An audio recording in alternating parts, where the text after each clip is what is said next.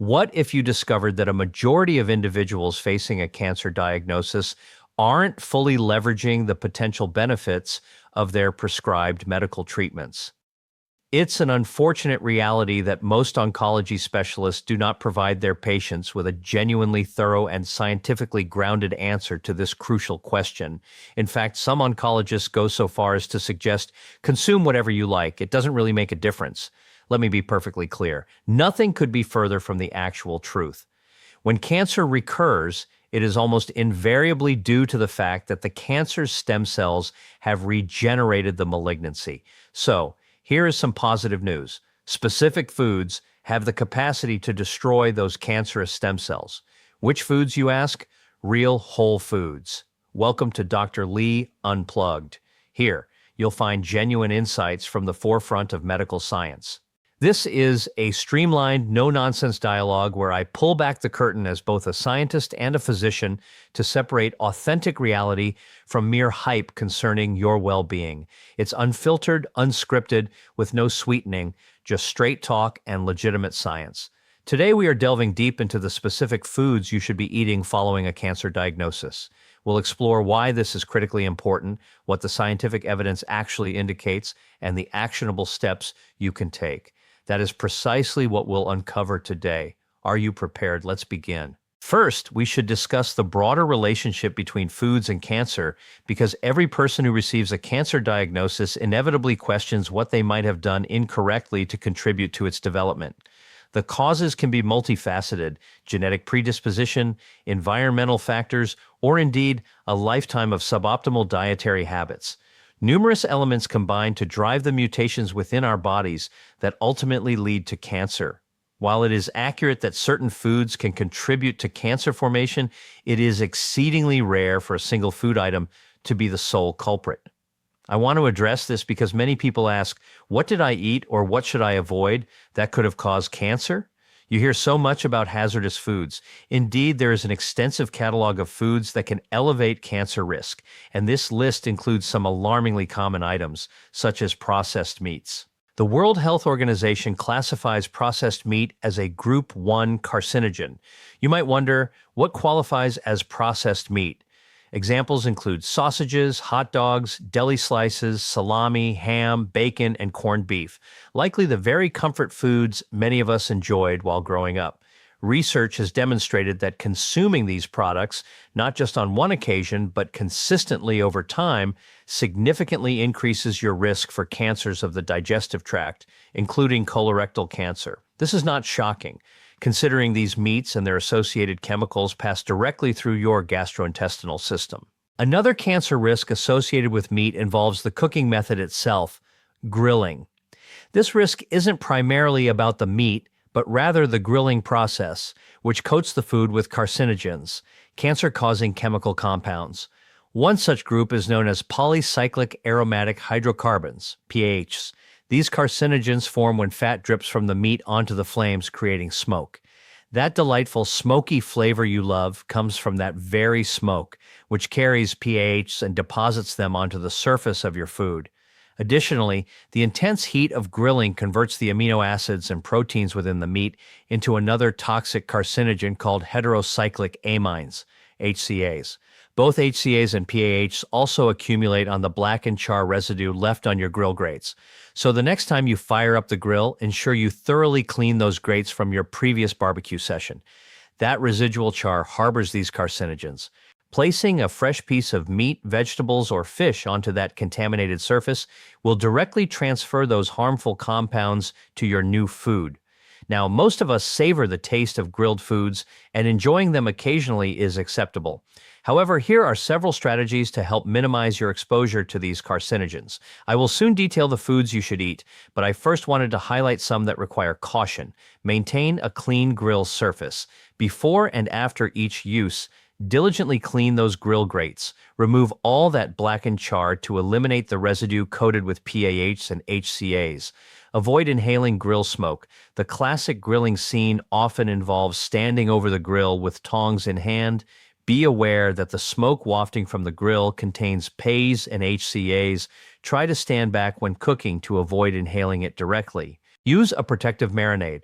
To reduce carcinogen formation, marinate your meat, fish, or vegetables using juices from tropical fruits like pineapple and citrus, which are rich in antioxidants, can help.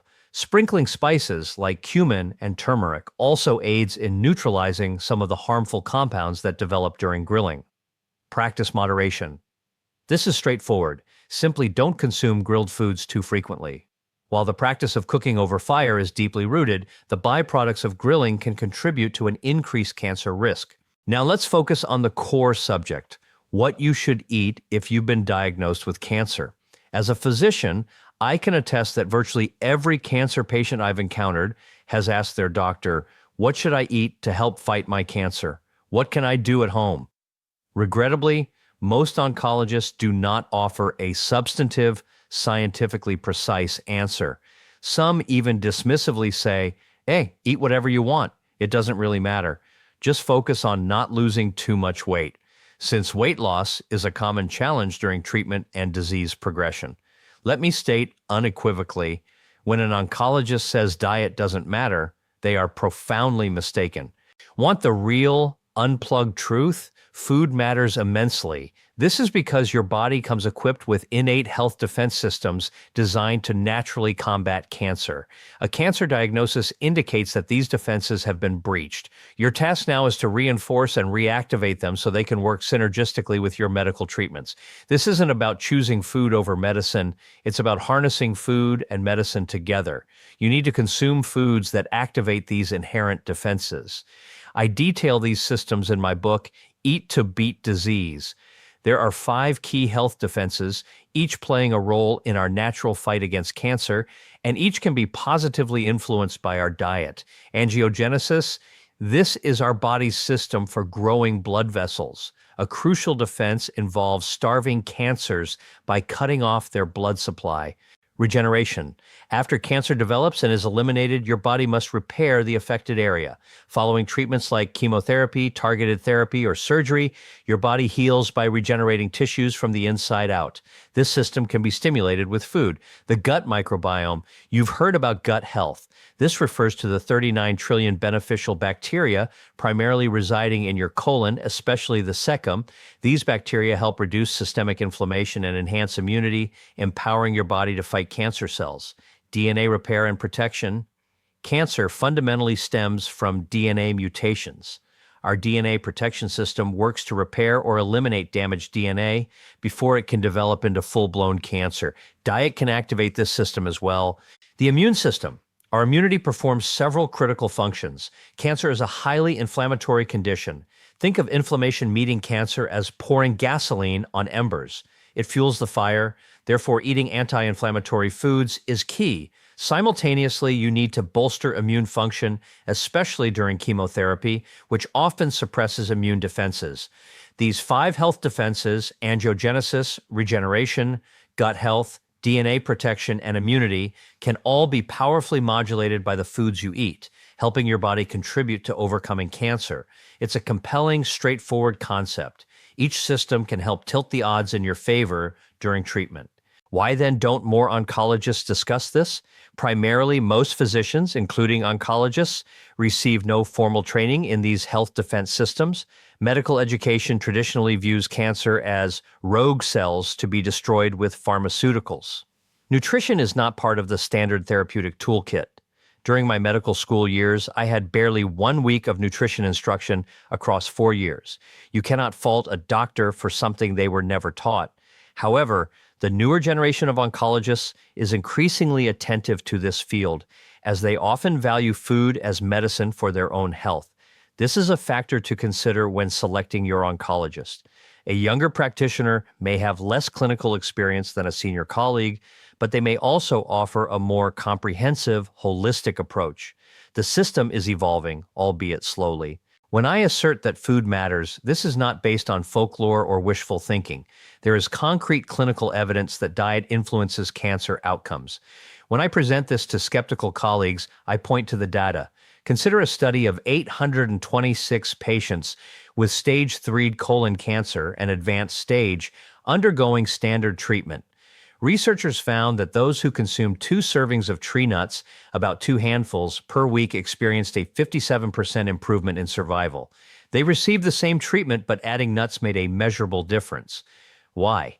Nuts contain healthy fats that support the immune system and are packed with dietary fiber that nourishes the gut microbiome, reducing inflammation and improving odds. Another study involved 249 patients with various cancers receiving the latest immunotherapy, a treatment that harnesses the body's own immune system to fight cancer. French researchers discovered that patients who did not respond to immunotherapy lacked a specific healthy gut bacteria called Akkermansia mucinifila. This bacterium is vital for modulating inflammation and boosting immunity. The natural way to cultivate Akkermansia is through diet. Foods like pomegranates, cranberries, mangoes, chili peppers, and Chinese black vinegar can promote its growth. If you or a loved one is battling cancer, you might ask, how do I know if I have Akkermansia? You can measure it by ordering a gut microbiome test. This is a mail-in kit that allows you to send a small stool sample to a lab. Within weeks, you receive results detailing your bacterial profile, including the presence of Akkermansia or potentially harmful inflammatory bacteria. If this feels overwhelming, ask your oncologist to help you obtain such a test. If they cannot or will not, you may need to pursue it independently or with a family member's help. Sharing these results with your care team can provide valuable information to help fine-tune or even predict your response to treatment. For someone newly diagnosed, a common question is, what should I start eating immediately? While there's no universal one-size-fits-all list, personalized nutrition is as important as personalized medicine, as each patient's comorbidities, like diabetes or autoimmune disease, require tailored approaches. There are general principles. General principles for using food as medicine against cancer. Eat anti-angiogenic foods. Cancers grow by building their own blood supply. Consume foods that can help starve tumors by inhibiting this process.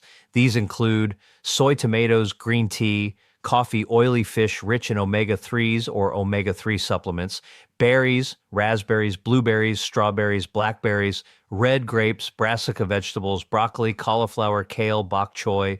These foods contain natural compounds that help choke off a tumor's blood supply. Target cancer stem cells with food.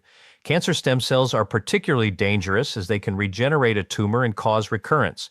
Certain foods can kill these cells. Purple potatoes, the anthocyanins that give them their color, can kill colon cancer stem cells. Green tea and coffee both combat cancer stem cells. Tree nuts, such as walnuts, boost immunity with food. A robust immune system can seek out and destroy cancer cells. Immune-boosting foods include broccoli sprouts.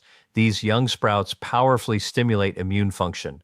Blueberries, even a small serving can ramp up immune defenses, including T cells and natural killer cells. Chili peppers support gut health. A healthy microbiome lowers inflammation. Feed your beneficial bacteria with prebiotic foods. These are foods for your good bacteria. They include polyphenol-rich foods and dietary fiber. When your gut bacteria digest these, they produce short-chain fatty acids that enter your bloodstream and reduce inflammation, like using a fire extinguisher on a flame. High-fiber prebiotic sources: lentils, chickpeas, all varieties of beans, mushrooms, avocados, and raspberries, which are exceptionally high in fiber per weight. Probiotic foods incorporate fermented foods like kimchi, sauerkraut, and full-fat yogurt. The beneficial bacteria in full-fat yogurt can even help manage cholesterol. I have just outlined how specific foods can amplify your body's natural health defenses, providing concrete examples of how they contribute to your anti-cancer arsenal. Let me reiterate, this is not a substitute for conventional cancer therapy. This is a strategy to augment your body's own capabilities. Think of it like providing supportive armor. Your doctor provides essential sick care at the clinic. At home, you engage in healthcare by boosting your defenses. Food is not a cure, but it is a vital tool in the comprehensive toolbox for fighting cancer. Every cancer patient deserves a skilled oncologist to provide advanced treatments like immunotherapy.